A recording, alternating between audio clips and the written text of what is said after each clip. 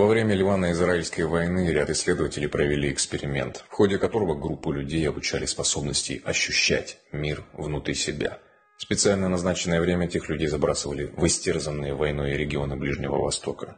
И когда они посреди всего этого кошмара преисполнялись чувством мира, террористические действия прекращались. Преступления против мирных жителей шли на спад. Количество пострадавших, доставляемых в госпитали, и число дорожных происшествий уменьшалось. Когда же эти люди переставали сосредотачиваться на переживании мира, все возвращалось на круги своя.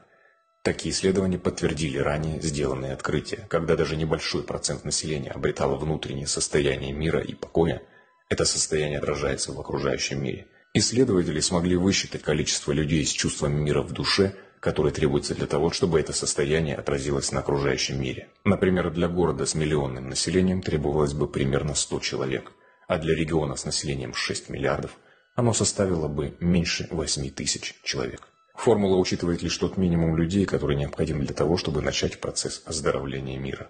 Чем больше количество людей охвачено чувством мира, тем быстрее возникает нужный эффект. Это исследование получило название международного проекта «Мира на Ближнем Востоке», а его результаты опубликовал журнал «Разрешение конфликтов» 1988 года.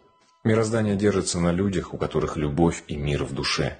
Это костяк, основа организма цивилизации.